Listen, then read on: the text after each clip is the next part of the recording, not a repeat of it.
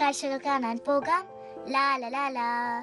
ദൂരെ ദൂരെ പോകാം, ലാല ലാല. മിയ, മലകൾ കാണാൻ പോകാം, ലാല ലാല. മലകൾ കാണാൻ പോകാം, ലാല ലാല. പുഴയിൽ നീന്താൻ പോകാം, ലാല ലാല. പുഴയിൽ നീന്താൻ പോകാം, ലാല ലാല. മിയ, അയ്യോ എന്റെ തല. എന്താ മിന്നു, എന്തിനാ ഇങ്ങനെ വിളിച്ചത്? നീ എന്താ ഞാൻ വിളിച്ചിട്ട് കേൾക്കാതെ പോയത്? അതുകൊണ്ടല്ലേ ഞാൻ ഇങ്ങനെ ഉച്ചത്തിൽ വിളിച്ചത്. എന്ത് പറ്റി മിയ? വേദനിച്ചോ? ദാ ഞാൻ തടവിത്തരാം. ഹായ്, ഇപ്പൊ വേദന പോയല്ലോ. ഇതെന്താ മാജിക്കാ? ഇതാണ് സ്നേഹ മാജിക്. ഞാൻ നിങ്ങളുടെ സ്നേഹത്തുള്ളിയല്ലേ, അതുകൊണ്ടാണ് വേദന പോയത്. അതിരിക്കട്ടെ, ഇവിടെ എന്തായിരുന്നു പ്രശ്നം?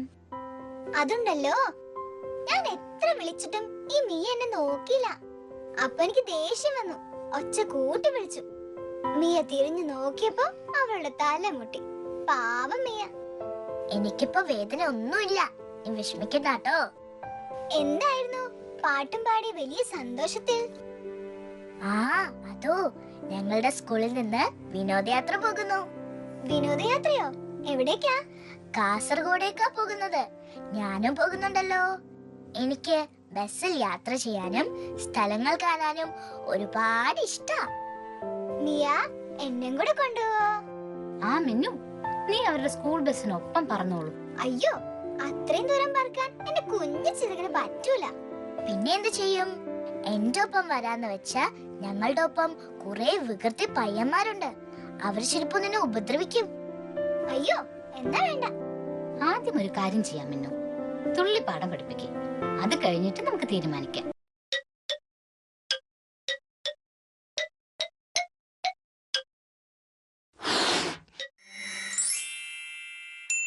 തുള്ളിപ്പാഠം പഠിക്കാൻ ഞങ്ങൾ രണ്ടുപേരും റെഡിയാണേ. നിങ്ങൾ റെഡിയായോ? പേപ്പറും പെൻസിലും ഒക്കെ എടുത്തല്ലോ. അപ്പൊ നമുക്ക് തുടങ്ങിയാലോ? ഇന്ന് നമ്മൾ ഔ എന്ന അക്ഷരം എങ്ങനെയാ എഴുതുന്നതെന്ന് നോക്കാം. ദാ ഇങ്ങനെയാണ് എഴുതി തുടങ്ങേണ്ടത്. ഇങ്ങനെ, എന്നിട്ട് ദാ ഇങ്ങനെ വളച്ച് ഒരു കുഞ്ഞി വട്ടം. എന്നിട്ടോ ഇങ്ങനെ മുകളിലേക്ക് കൊണ്ടുവന്ന് മുകളിലത്തെ വരയിൽ തൊട്ട് വളച്ച് താഴേക്ക് വന്ന് ഇങ്ങനെ, പിന്നെ ദാ ഇങ്ങനെ. ഇപ്പൊ ഇത് ഓ ആയി. ഓ എങ്ങനെ എഴുതുന്നെന്ന് ഓർമ്മയില്ലേ? ഇനി ഓയുടെ വലതുവശത്ത് ഇങ്ങനെ ഒരു ചിഹ്നം കൂടിയിട്ടാൽ ഇത് എന്തായി? ഔ. ഈ ചിഹ്നം ഓർമ്മയുണ്ടോ? കൂട്ടുകാർക്ക് എല്ലാവർക്കും ഓർമ്മയുണ്ടാവും അല്ലേ? നമുക്കേ ഒന്നുകൂടെ എഴുതി നോക്കിയാലോ? ദേ ഇങ്ങനെ തുടങ്ങി ഇങ്ങനെ വളച്ച് ഒരു വട്ടം, എന്നിട്ട് മുകളിലേക്ക് കൊണ്ടുപോയി ഇങ്ങനെ വളച്ച് ഇങ്ങനെ, പിന്നെ 3 എഴുതുന്ന പോലെ ഇങ്ങനെ വന്ന് നിർത്തിയാൽ ഓ. ഓയുടെ വലതുവശത്ത് ദാ ഈ ചിഹ്നം കൂടി ഇട്ടാലോ? ഔ. ഒന്നുകൂടെ എഴുതി നോക്കിയാലോ?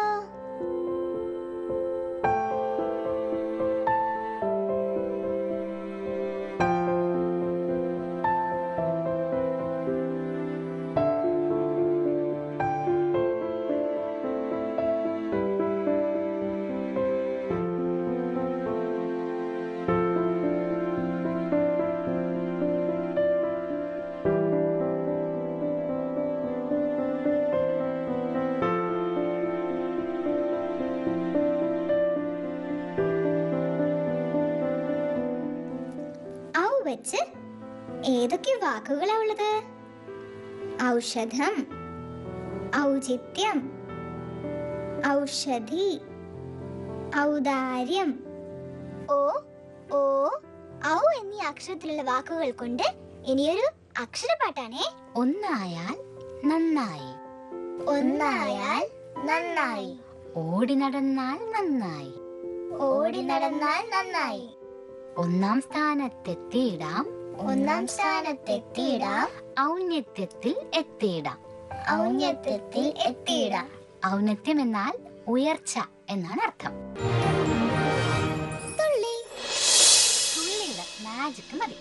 കാസർഗോഡിന്റെ പ്രത്യേകത മുഴുവനും ഞാൻ കാണിച്ചു തരാം. ദാ തുള്ളിയെ തൊട്ടുകൊണ്ട് നോക്കിക്കേ.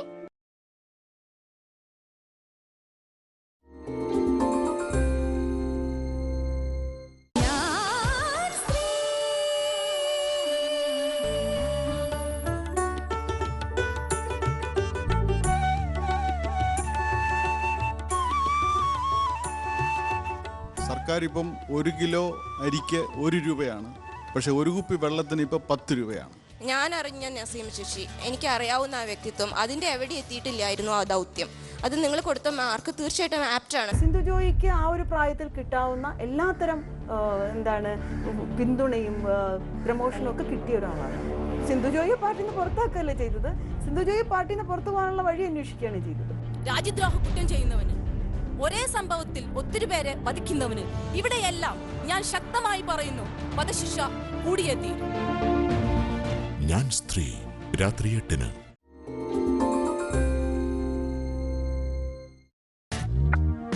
മലബാർ ഗോൾഡൻ ഡയമണ്ട്സ് ഞാൻ സ്ത്രീ, brought to you by Malabar Gold and Diamonds. Malabar Gold and ഡയമണ്ട്സിൽ ചേമ്പുരുടെ ഉത്സവം. Celebrate the beauty of life.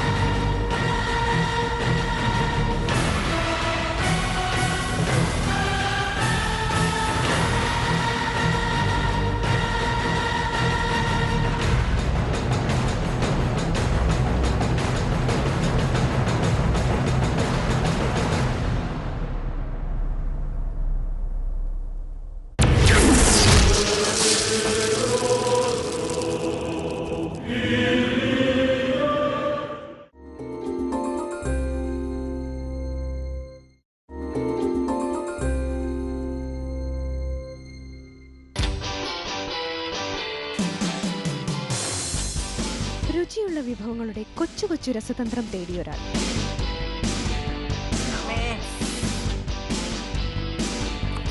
അയല പൊരിച്ചതാണോ അതോ കരിമീൻ വറുത്തതാണോ?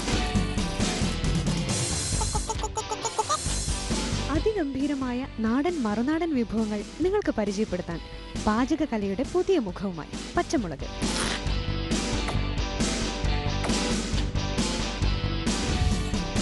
സൂപ്പർ.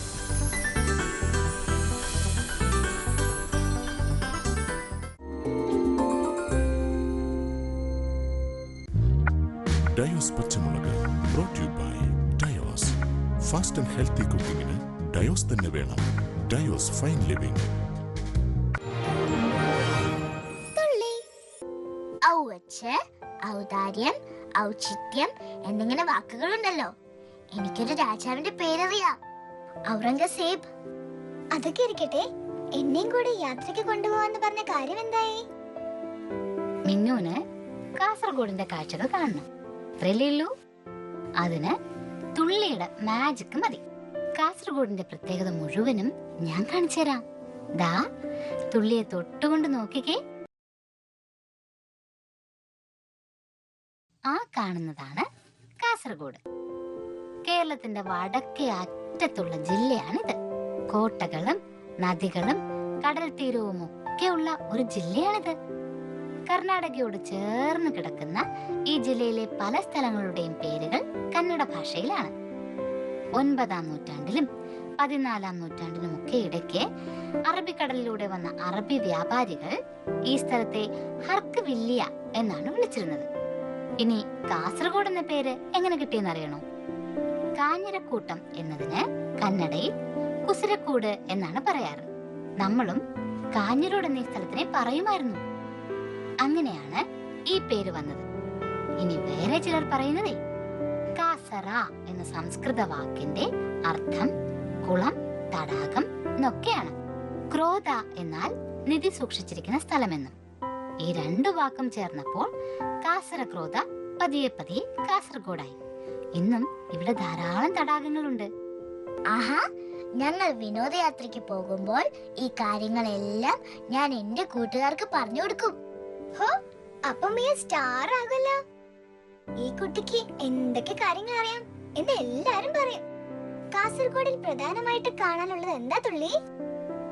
ആ അതോ, അത് ബേക്കൽ കോട്ട. കോട്ട കാണണോ?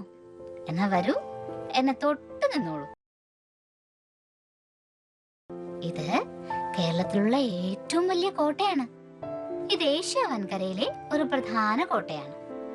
1650 AD ശിവപ്പ നായ്ക്ക എന്ന രാജാവാണ് ഈ കോട്ട പണികഴിപ്പിച്ചത്. ചെങ്കല്ല് കൊണ്ട് പണിതിട്ടുള്ള ഈ കോട്ട അറബിക്കടലിന്റെ തീരത്ത് 35 ഏക്കറോളം സ്ഥലത്ത് പരന്നു കിടക്കുകയാണ്. ശിവപ്പ നായ്ക്ക എന്ന രാജാവ് ഇവിടെ വരുന്നതിന് മുൻപേ ഇവിടെ ഉണ്ടായിരുന്ന രാജാക്കന്മാർ ഈ കോട്ട പണി കഴിപ്പിച്ചിരുന്നു എന്നും ശിവപ്പ നായ്ക്ക ഇത് പുതുക്കി പണിയായിരുന്നു എന്നും പറയുന്നുണ്ട് കേട്ടോ. പിന്നീട് 1760 കഴിഞ്ഞിട്ട് മൈസൂരിലെ രാജാവായ ഹൈദരലി ഈ കോട്ട പിടിച്ചെടുത്തു. ടിപ്പു സുൽത്താന്റെ കാലത്ത് ഈ കോട്ടയ്ക്ക് ഒരുപാട് പ്രാധാന്യം ഉണ്ടായിരുന്നു. ഇവിടെ നിന്ന് കടല് കാണാൻ എന്ത് ഭംഗിയാ! പണ്ടൊക്കെ പടയാളികൾക്ക് കരയിലൂടെയോ കടലിലൂടെയോ ഏതെങ്കിലും ശത്രുക്കൾ വന്നാൽ എത്രയോ ദൂരത്ത് നിന്ന് അവരെ കാണാൻ സാധിക്കുമായിരുന്നു. എനിക്കിത് ഇഷ്ടായി. എന്ത് ഭംഗിയാ! ഇത്രയും വലിയ കോട്ടയൊക്കെ എങ്ങനെയാ ഉണ്ടാക്കിയത്? ഞങ്ങൾ ഈ കോട്ടയിൽ പോകുന്നുണ്ട്. ഇനി ഈ കോട്ട കാണുമ്പോൾ എനിക്ക് എന്തൊരു സന്തോഷായിരിക്കും. സന്തോഷിച്ചിങ്ങനെ ഇരുന്നാ മതിയോ? തുള്ളി വാർത്ത വേണ്ടേ? വേണം വേണം.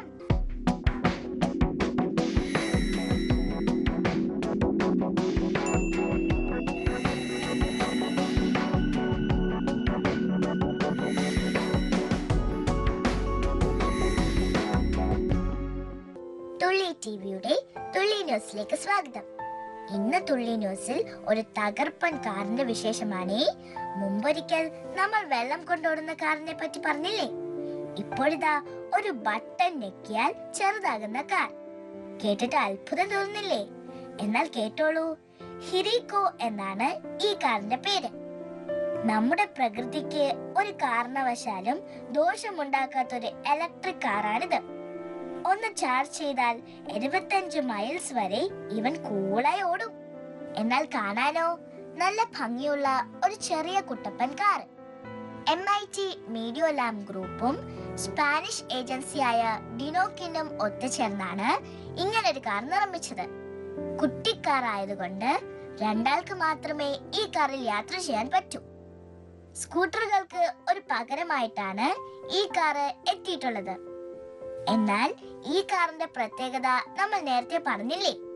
ഒരു ബട്ടൺ പ്രസ് ചെയ്താൽ ഈ കാറ് അതിന്റെ പകുതി വലിപ്പത്തിലേക്ക് ചുരുങ്ങും.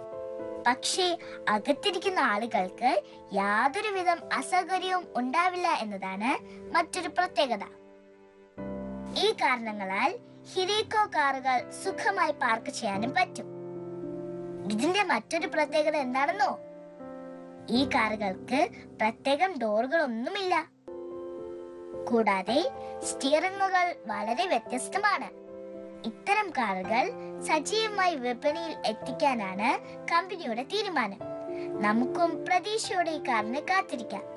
ഇന്നത്തെ തുള്ളി ന്യൂസ് എല്ലാവർക്കും ഇഷ്ടപ്പെട്ടില്ലേ? രസകരവും വ്യത്യസ്തവുമായ കൂടുതൽ ന്യൂസുകളുമായി ഇനി അടുത്ത തുള്ളി വാർത്തയിൽ കാണാം.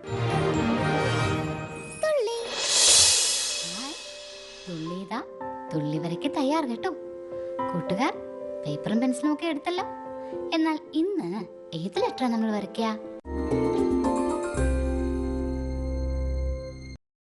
Development surpassed by controversies. Consensus, not controversy.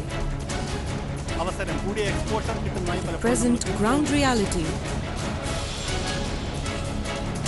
and signboard for future Kerala Summit. പതിവ് ചാനൽ ചർച്ചകളിലെ അർത്ഥശൂന്യമായ വാഗ്വാദങ്ങളില്ല, നിറം പിടിപ്പിച്ച നുണകളില്ല, വ്യക്തിഹത്യകളിൽ. മലയാള ടെലിവിഷൻ ചരിത്രത്തിൽ പുതിയൊരു സംവാദ രീതിക്ക് തുടക്കം കുറിക്കുകയാണ് കേരള സമ്മിറ്റ്.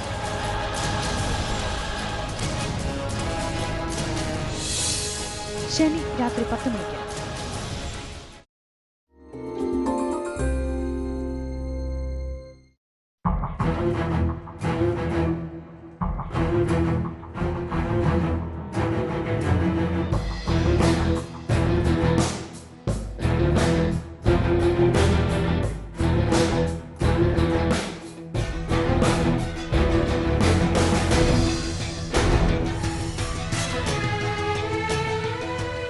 ബ്രിട്ടീഷ് അധിനിവേശത്തിനെതിരെ പടപൊരുതാൻ ചങ്കൂറ്റം കാണിച്ച ഒരേയൊരു നാട്ടുരാജാവാണ് ടിപ്പു സുൽത്താൻ.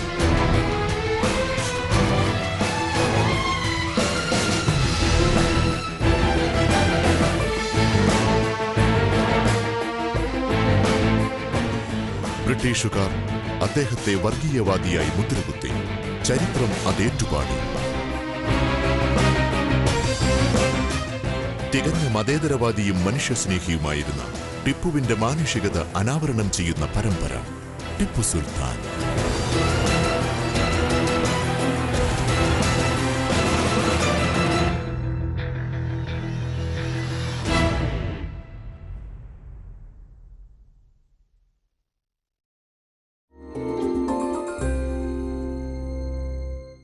കേരളത്തിലെയും വിദേശത്തെയും അപ്പർ പ്രൈമറി വിദ്യാർത്ഥികൾക്ക് വേണ്ടി നടത്തപ്പെടുന്ന ഏറ്റവും വലിയ വിജ്ഞാന മത്സരം മലർവാടി ലിറ്റിൽ സ്കോളർ.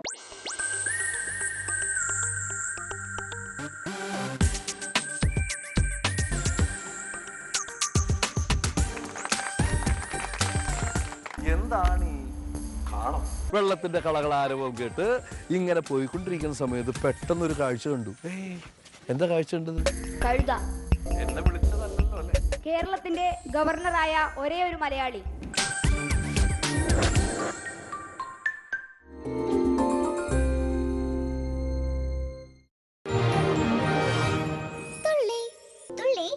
എനിക്കൊരു സംശയം. ഒരുപാട് വർഷം പഴക്കമുള്ള കോട്ടയും കൊട്ടാരവും ഒക്കെ എങ്ങനെ നമ്മൾ കാത്തു സൂക്ഷിക്കുക? അതിന് നമുക്കൊരു സംവിധാനമുണ്ട്. അതാണ് പുരാവസ്തു വകുപ്പ്, അല്ലെങ്കിൽ ആർക്കിയോളജി ഡിപ്പാർട്ട്മെന്റ്. നിങ്ങൾ എവിടെയെങ്കിലും ഒക്കെ കാഴ്ചകൾ കാണാൻ പോകുമ്പോൾ ഇതാ ഇങ്ങനൊരു ബോർഡ് കണ്ടിട്ടുണ്ടോ? ഈ ബോർഡ് എവിടെല്ലാം വെച്ചിട്ടുണ്ടോ അവിടുള്ള സ്മാരകങ്ങൾ, കെട്ടിടങ്ങൾ എല്ലാം പുരാവസ്തു വകുപ്പിന് കീഴിൽ സംരക്ഷിക്കപ്പെടുന്നവയാണ്. അതുമാത്രല്ല, ഓരോ കെട്ടിടത്തിന്റെയും പഴക്കം എത്രയുണ്ടെന്നും പിന്നെ ഭൂമി കൊഴിക്കുമ്പോൾ എന്തെങ്കിലും പഴക്കമുള്ള സാധനങ്ങളൊക്കെ കിട്ടിയാൽ അത് ഏത് നൂറ്റാണ്ടിലാണെന്ന് അന്വേഷിച്ച് കണ്ടെത്തുന്നതിനും ഒക്കെ അറിവുള്ളവർ പുരാവസ്തു വകുപ്പിലുണ്ട്. എല്ലാ സ്മാരകങ്ങൾക്കും കേടുപാടുകൾ പറ്റാതിരിക്കാനും നശിച്ചു പോകാതിരിക്കാനും നമ്മളും ശ്രദ്ധിക്കണമല്ലേ? പിന്നെ അത് തീർച്ചയായും വേണം. കൊച്ചു കുട്ടികൾക്ക് ഒരുപാട് കാര്യങ്ങൾ ചെയ്യാനുണ്ട്. ഏതായാലും ഇപ്പോൾ നമുക്ക് തുള്ളി വരെ കാണാം.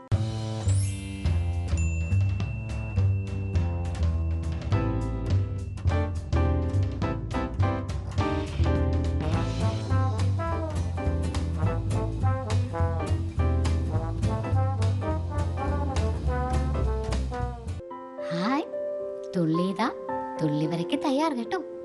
കൂട്ടുകാർ പേപ്പറും പെൻസിലും ഒക്കെ എടുത്തല്ലോ. എന്നാൽ ഇന്ന് ഏത് ലെറ്ററാ നമ്മൾ വരയ്ക്കുക? നോക്കാം. എൽ. എൽ എഴുതാൻ അറിയാലോ? എഴുതി കഴിഞ്ഞാൽ എല്ലിന് മുകളിലൂടെ നീട്ടി വരച്ച് ഇങ്ങനൊരു റെക്റ്റാങ്കിൾ ആക്കുക. റെക്റ്റാങ്കിൾ ആക്കി കഴിഞ്ഞാൽ അതിനകത്ത് ഒരു വലിയ വട്ടം, വീണ്ടും അതിനകത്തൊരു കുഞ്ഞു വട്ടം കൂടി, പിന്നെ ആ വട്ടത്തിനരികിൽ ഇങ്ങനെ 2 വട്ടങ്ങൾ, ഒന്ന് വലുതും ഒന്ന് ചെറുതുമാണേ. പിന്നെ അതിന് മുകളിൽ ഒരു റെക്റ്റാങ്കിൾ കൂടി വരയ്ക്കുക. വരച്ചല്ലോ? ഇതെന്താ, ഏകദേശം ഒരു പിടി കിട്ടിയോ? ഇതാ മുകളിൽ വീണ്ടും ഒരു റെക്റ്റാങ്കിൾ, അതിന് മുകളിൽ ഒന്നുകൂടി. അത് കഴിഞ്ഞാലോ ഇങ്ങനെ ഒരു വര വരച്ച് ഒരു ഏരിയയിലും. ആഹാ, ഇത് നമ്മുടെ റേഡിയോ അല്ലേ? ഇന്നത്തെ തുള്ളിവരയിൽ ലെറ്റർ കൊണ്ട് മാത്രമല്ല ഷേപ്പ് കൂടി കൊണ്ടാണ് നമ്മൾ ചിത്രം വരച്ചതല്ലേ? ഒന്നുകൂടി നോക്കാം. എൽ എഴുതി അതിനെ ഇങ്ങനെ റെക്ടാങ്കിൾ ആക്കുക. റെക്ടാങ്കിളിനകത്ത് വലിയൊരു സർക്കിൾ, വട്ടം. ആ വട്ടത്തിനകത്ത് ഒരു കുഞ്ഞു വട്ടം. ഇനി പുറത്ത് ഒരു വട്ടം, വീണ്ടും ഒരു വട്ടം കൂടി. രണ്ടും രണ്ട് വലിപ്പത്തിലുള്ളതാണേ. അതിനു മുകളിലാണ് ഇങ്ങനെ നമ്മൾ വീണ്ടും റെക്ടാങ്കിൾ വരച്ചത്. ഇനി റേഡിയോയുടെ പിടി വേണ്ടേ? പിടി വരയ്ക്കാൻ ഇങ്ങനെയും അതിന് തൊട്ടു മുകളിലൂടി ഇങ്ങനെയും വരയ്ക്കുക. ഇനി ഒരു ഏരിയൽ കൂടി വരയ്ക്കാൻ എന്ത് എളുപ്പല്ലേ. ഇനി ഒരു സുന്ദരം പാട്ട് കേട്ടാലോ? ഇങ്ങനെ റേഡിയോ വരച്ച് കൂട്ടുകാർ തുള്ളിക്ക് അയച്ചു തരണം. ആ റേഡിയോയിലൂടെ വേണം തുള്ളിക്കിനി പാട്ട് കേൾക്കാൻ. തുള്ളി, ഇനി മിയ കാസർഗോഡ് പോകുമ്പോ എന്നെ കൂടെ കൊണ്ടുപോയില്ലെങ്കിലും സാരമില്ല. ഒരുപാട് കാഴ്ചകൾ ഇപ്പൊ തുള്ളി കാണിച്ചു തന്നല്ലോ. മിന്നു, അങ്ങനെ ഒരുപാട് കാഴ്ചയൊന്നും നമ്മൾ കണ്ടില്ല. ബേക്കൽ കോട്ട മാത്രമേ കണ്ടുള്ളൂ. കാസർഗോഡ് ജില്ലയിൽ ഇനിയും എന്തൊക്കെ കാണാനുണ്ടെന്നോ അല്ലേ ചങ്ങാതിമാരെ? ഇനി അവിടെ എന്തൊക്കെ കാണാനുണ്ടെന്ന് നിങ്ങളും അന്വേഷിക്കൂ. എന്നിട്ട് കാസർഗോഡ് ജില്ലയെ കുറിച്ചൊരു പ്രോജക്റ്റ് തയ്യാറാക്കി തുള്ളിക്ക് അയച്ചു തരണം. വിലാസം ഓർമ്മയുണ്ടല്ലോ? പിന്നെ അതെല്ലാവർക്കും മനപ്പാടമല്ലേ? തുള്ളി PB നമ്പർ 501, തിരുവനന്തപുരം 14. അപ്പോഴിനി കടങ്കഥ, ഒരു തുള്ളി കടങ്കഥ.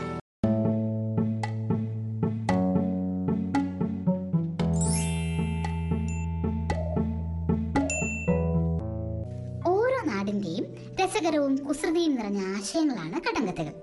ഇംഗ്ലീഷിൽ ഇതിനെ റിഡിൽസ് എന്നാണ് പറയുന്നത്. ഇവിടെ ഇപ്പോ 6 കുട്ടികളുടെ പേരും ഫോൺ നമ്പറും ഞങ്ങളുടെ കയ്യിലുണ്ട്.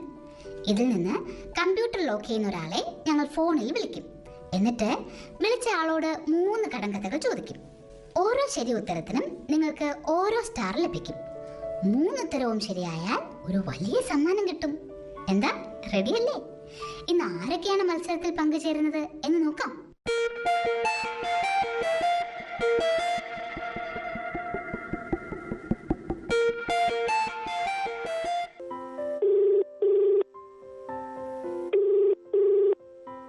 ഹലോ, അർജുനാണോ? അർജുൻ, ഇതാരാന്നറിയാലോ? ആരാണ്? തുള്ളി അല്ലേ? തുള്ളി എന്നും കാണാറുണ്ടോ? എന്ത് എന്താ തുള്ളിയിൽ ഏറ്റവും ഇഷ്ടം? കടങ്കഥകളാണോ ഇഷ്ടം? അത് ശരി.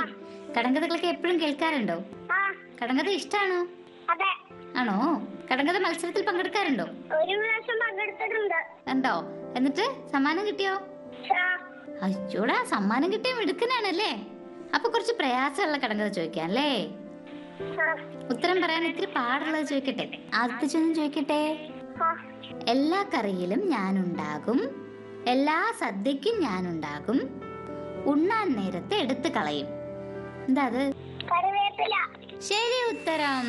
1 സ്റ്റാർ കിട്ടി, മിടുക്കൻ. ഇനി അടുത്തതായി.